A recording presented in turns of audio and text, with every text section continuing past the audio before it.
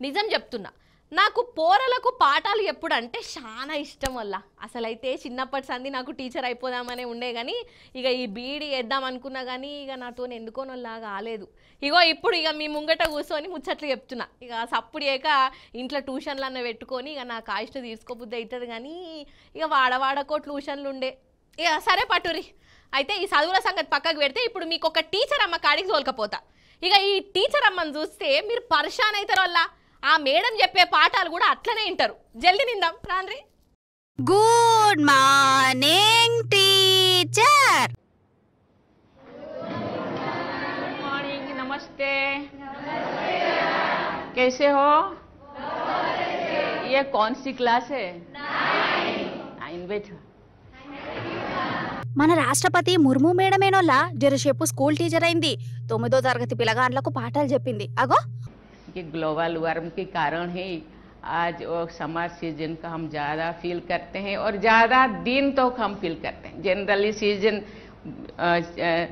6 होता है तो एक सीजन 2 मंथ होना चाहिए, नहीं ना, 2 मंथ्स होना चाहिए। लेकिन अभी समर सीजन को हम ज़्यादा फील करते हैं, बहुत लंबा तक, क्योंकि दिन ब दिन गर्मी ज़्यादा हो रहा है।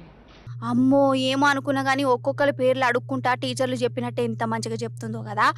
ग्लोबल वार्मिंग को कुछ हद तक हम रोक पाएंगे और उसके लिए तो हम लोगों को ही झेलना पड़ता है, हम लोगों को ही परेशान होना पड़ता है। इसीलिए इससे बचने के लिए हमको ये सब चीज़ें करना चाहिए, खुद करना चाहिए, ज़्यादा से ज़्यादा पेड़ लगाना चाहिए।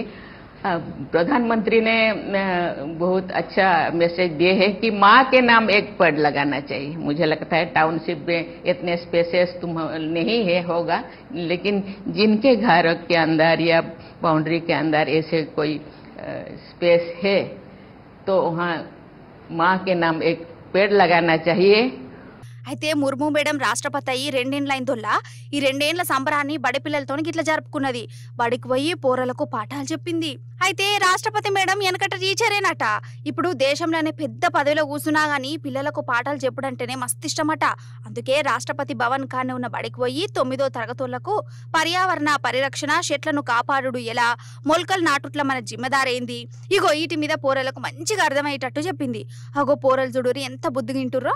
నిజంగా రాష్ట్రపతి మేడంతోని పాఠాలు చెప్పించుకున్నారంటే ఈ 9వ తరగతోళ్ళు అదృష్టవంతులే పోరి. రాష్ట్రపతి మేడం మా క్లాస్కి వచ్చింది, పాఠాలు చెప్పిందని ఎంత సంబరపడ్డారో. ముర్ము మేడం చెప్పిన పాఠం కలకాలం యాదుకుంటది కదా వీళ్ళకు.